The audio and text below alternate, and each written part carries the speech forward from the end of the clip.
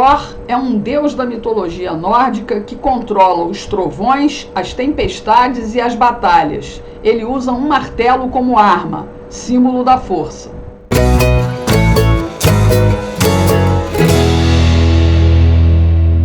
Bem-vindos, aqui tem notícia e opinião, a minha, que o Senhor abençoe a edição de número 22 desta quarta-feira, 15 de março de 2023. Bom, pessoal, pela introdução vocês já devem imaginar que eu vou falar aqui do Tarcísio. Sim, esse é o apelido do atual governador de São Paulo, Tarcísio de Freitas. E ele ganhou esse apelido enquanto foi ministro da Infraestrutura do governo Jair Bolsonaro. Toda vez que ele fechava um leilão de privatização, de concessão de portos, aeroportos, rodovias, ferrovias, ele batia o martelo com força e acabou ganhando o apelido de Thor, exatamente por causa da batida do martelo, da força com que ele batia esse martelo, de satisfação por fechar um bom negócio que vai trazer e trouxe muitos benefícios à população brasileira. A gente viu aí o recomeço da vida ferroviária do Brasil através do trabalho do Tarcísio, privatização de aeroportos, o que melhorou a qualidade dos serviços aeroviários, portos. Ele está tentando negociar, inclusive agora com o governo federal, a privatização do Porto de Santos, que vai trazer mais desenvolvimento para a região, mais oportunidade de empregos. Mas a gente sabe que ali existe um certo interesse político, não é? E o governo federal, a gente sabe que está coalhado de gente com interesses políticos, não é? Mas enfim, vamos torcer para que o Tarcísio consiga.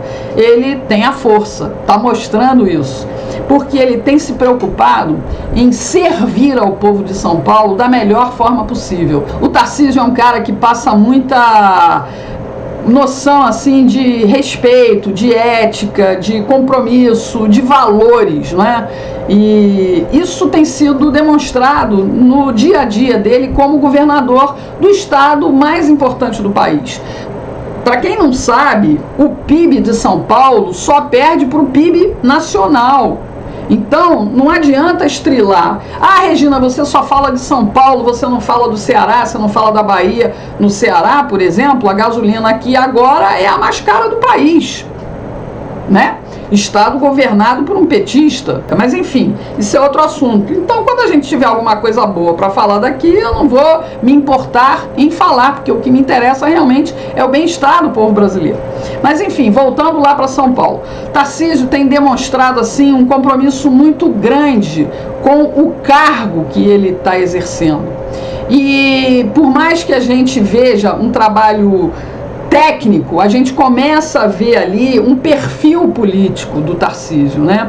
Imediatamente, quando São Paulo teve uma tempestade tropical que atingiu em cheio o litoral norte do estado, o Tarcísio deslocou o gabinete do governador para a região. Para quê? Para coordenar as operações de resgate, ver os estragos, em que o governo do estado podia atuar para poder minimizar o drama da população local. E a gente confirma que isso é verdade através dessa manchete da Gazeta do Povo.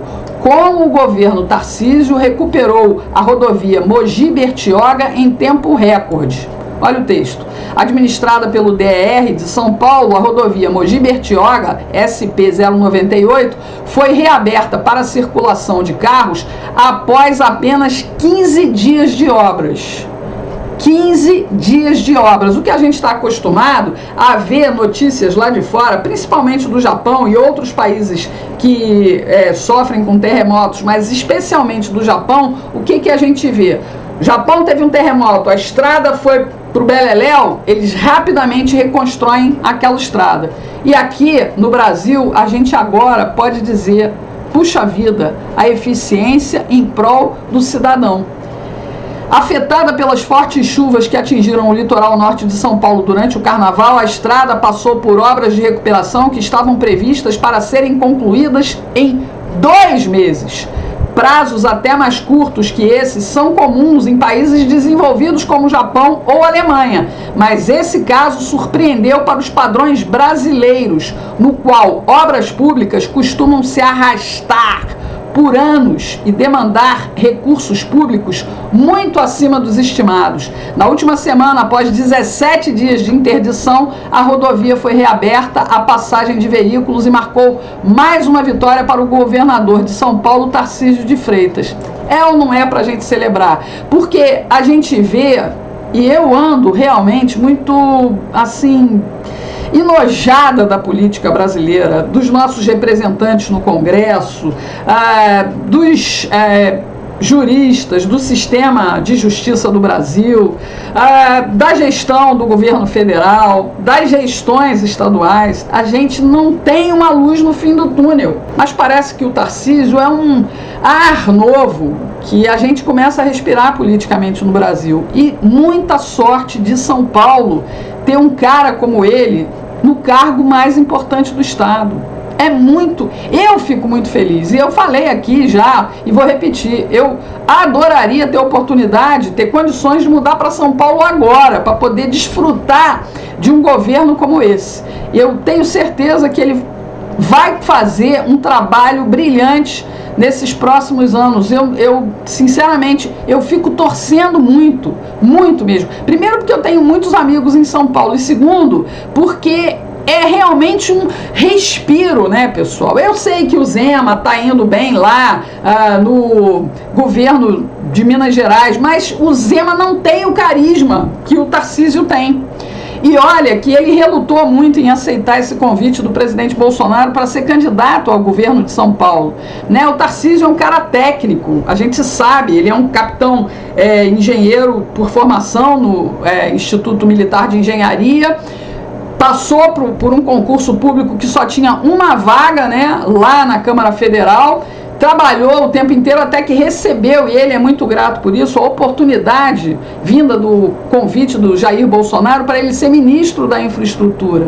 E a gente viu aí como as estradas foram entregues, construção de pontes foram concluídas, todo tipo de obra de infraestrutura que estava parada foi continuada e concluída, né?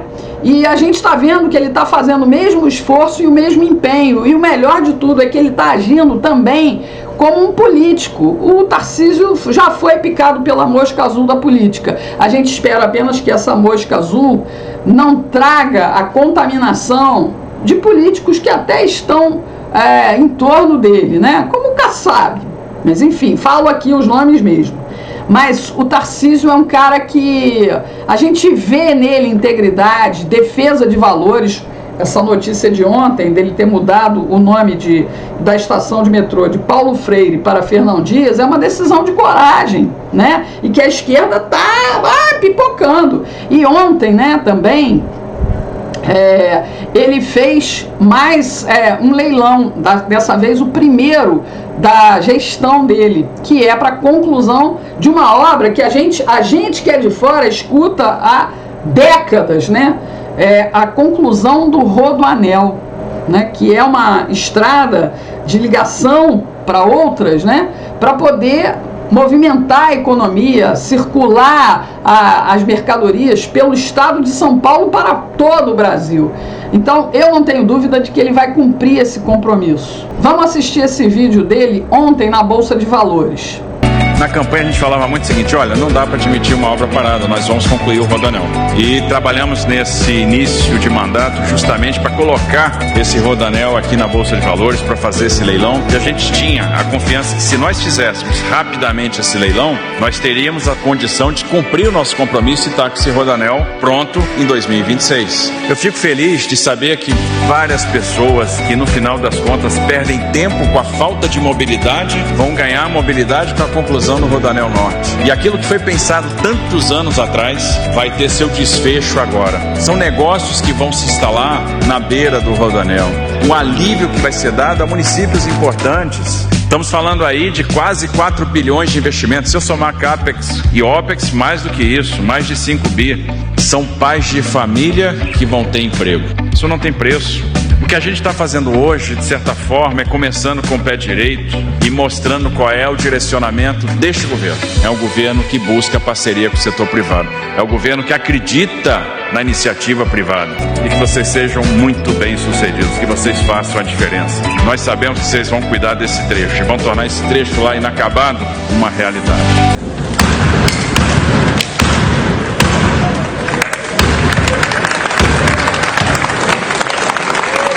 E essa batida aí de martelo é puro entusiasmo. Por quê? Porque o Tarcísio é um cara que vibra, né? É um cara que veste a camisa do trabalho que ele foi desafiado a realizar. E ele está conseguindo, inclusive, pessoal, uma mudança política, né, no estado de São Paulo. O estado que vinha sendo governado há mais de 30 anos pelo PSDB, agora está se abrindo para um novo leque de gestão política. Olha só essa matéria da Revista Oeste. A força de Tarcísio Freitas na Alesp. A Assembleia Legislativa era dominada pelo PSDB durante essas 3 décadas. Agora, né, os deputados paulistas tomam posse para uma nova legislatura. O partido de maior bancada, que era o PSDB, vai ocupar agora o 3º lugar entre os de maior representação na Alesp, com 9 deputados eleitos. A maior bancada será do PL, que elegeu 19 deputados, entre os quais André do Prado, cotado para assumir a presidência da casa, após anos de liderança do PSDB. Aos 2 partidos se somará o Republicanos, ao qual é filiado o governador Tarcísio Freitas. O Republicanos tem 8 cadeiras na Alesp. A base governista deverá contar ainda com União Brasil, o PSD, do Kassab, que é secretário dele de governo, o MDB, o Podemos, o Progressistas, Cidadania e o Partido Social Cristão. É possível que o Partido Novo, que elegeu um representante, também integre a base. Pelos cálculos, o governador vai ter um apoio de 65 a 70 parlamentares. Com isso, ele não deve encontrar dificuldades. A oposição, eu gosto de ler isso, né? A oposição, formada pelo PT, elegeu 18 deputados e tem a 2ª maior bancada da casa. O bloco oposicionista terá ainda o PSOL, com 5 representantes, e o PCdoB. Eu não sei como um estado trabalhador gigante como São Paulo elege gente desse conjunto ideológico, pessoal. Imagina, e há um risco de um cara que teve, sabe-se lá, Deus como, quase 1 milhão de votos, como o Boulos, né, vir a ser prefeito da cidade de São Paulo, da capital, da maior cidade do Brasil. Só se o paulistano tiver drogado. Aí bota todo mundo na Cracolândia e fecha a cidade. Não é possível, né? Não é possível. Eu não consigo entender isso. Mas a gente sabe que com o apoio do governo federal, do sindicalista de elite, vão jogar muito dinheiro para a propaganda do Boulos. E o pessoal de São Paulo precisa ficar alerta. Assim como o Rio de Janeiro. Não é possível que a gente não tenha chance de recuperar a cidade do Rio de Janeiro, que está na mão desse Eduardo Paes e que, na verdade, não está fazendo nada, né? A milícia tomou conta, a cidade está suja, eu estive lá recentemente.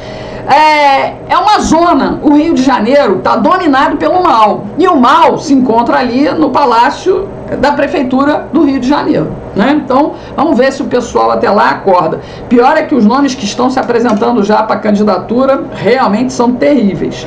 E com esse novo poder no estado de São Paulo, pessoal, e com o trabalho que já vem sendo apresentado pelo Tarcísio, o nome dele já está assim em alta. Uma pesquisa feita pela Genialcast, né, revelou que o mercado financeiro está assim muito inseguro com relação à gestão do sindicalista de elite e dos seus ministros e diretores de estatais e bancos públicos. Uma das perguntas feitas pela pesquisa da Genialcast é a seguinte: o quanto você confia em cada um desses líderes políticos? Foram quase 100 pessoas ouvidas, tá, pessoal? Gleisi Hoffmann, 98 confiam pouco ou nada. Aloysio Mercadante, presidente do BNDES, pouco ou nada, 98. No sindicalista de elite, no Molusco, 94 confiam pouco ou nada, 5 apenas confiam mais ou menos e 1 confia muito. Jean Paul Prats, que é o presidente da Petrobras, senador lá do Rio Grande do Norte, 85 confiam pouco ou nada, 15 confiam mais ou menos e não tem ninguém que confie muito. No Jair Bolsonaro, é bom a gente ter um levantamento que inclua o nome dele, né? 1 confia muito, 20 confiam mais ou menos e 79 confiam pouco ou nada. O Rodrigo Pacheco é outro que não conseguiu ninguém que dissesse que confia muito nele. 31 confiam mais ou menos, 69 confiam pouco ou nada. O Fernando Haddad, o nosso ministro da Fazenda, 1 confia muito, 33 confiam mais ou menos e 66 confiam pouco ou nada. O vice-presidente, aquele que disse que o criminoso ia voltar à cena do crime, e ele está lá, só esperando para ele ser preso novamente para poder assumir o cargo. O Geraldo Alckmin tem 5 que confiam muito nele, 38 que confiam mais ou menos, e 57 que confiam pouco ou nada. O Arthur Lira, o presidente da Câmara, nesse eu não confio nada. 6 confiam muito, 46 mais ou menos, 49 confiam pouco ou nada. A Simone Tablet, 4 confiam muito, 52 confiam mais ou menos e 45 confiam pouco ou nada. Agora começam a aparecer os números um pouco mais positivos. Romeu Zema, governador de Minas Gerais, 40 confiam muito, 44 mais ou menos e 16 não confiam nada. O Tarcísio está nessa média, 41 confiam muito, 48 confiam mais ou menos e 11 confiam nada. O Roberto Campos Neto, o presidente do Banco Central, né, que é um cargo que tem um período de gestão e que a Gleisi Hoffmann está lutando desesperadamente para desestabilizar o presidente do Banco Central, ele tem 68% da confiança do mercado. É um número muito alto. E a pergunta é, o quanto você confia nesses líderes políticos? O Roberto Campos Neto não é um líder político, ele é um gestor, ele é um economista. 30% confiam mais ou menos e 2 confiam pouco ou nada, ou seja, ele tem o melhor resultado dessa pesquisa. Pesquisa essa que tem também outro questionamento, pessoal, vou mostrar aqui para vocês. E que aborreceu muito a Miriam Leitão, muito. Ela está muito chateada, porque ela diz que o mercado está contaminado pela ideologia bolsonarista. É isso mesmo que vocês estão ouvindo, né? O mercado disse o seguinte: positivo para o governo do Molusco, nada. Na opinião pública ele ainda consegue ali uns 40%. Regular, 10%. Na opinião pública, ele consegue ali um número de 24. Então, agora, de negativo, o mercado financeiro está com 90% de desconfiança, né? Na opinião pública, a desconfiança vem de 20%. E isso chateou muito a Miriam Leitão. O Flávio Dino, ministro da Justiça, resolveu buscar apoio no CPX, no Complexo do Alemão. Hoje ele visitou a favela, né, que é uma das maiores do Rio, e foi lá conversar com os cupinchas do governo do Molusco. É isso aí. Olha o vídeo aí.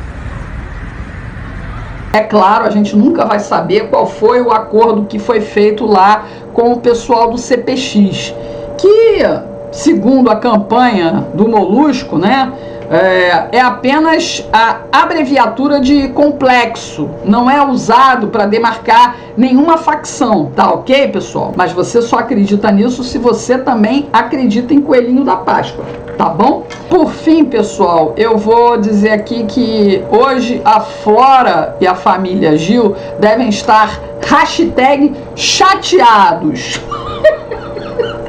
Pois os vereadores de Florianópolis rejeitaram Gilberto Gil como cidadão honorário da capital de Santa Catarina. Projeto dos vereadores Afrânio Bopré e da Carla Aires foi rejeitado por 8 votos a 6. Olha, e essa não é a primeira vez que a Câmara de Vereadores de Florianópolis rejeita o título de cidadão honorário a Gilberto Gil, né? Eu particularmente acho esse tipo de homenagem uma bobagem, mas eles se incomodam muito, porque isso para eles é mais um motivo para o mimimi. Daqui a pouco vão dizer que o pessoal de Santa Catarina e de Florianópolis é racista. Vocês podem esperar o chororô nas redes sociais, né? E se o Gil não vai fazer mais show lá, o pessoal também não vai perder nada. Por hoje é só, pessoal. Até amanhã.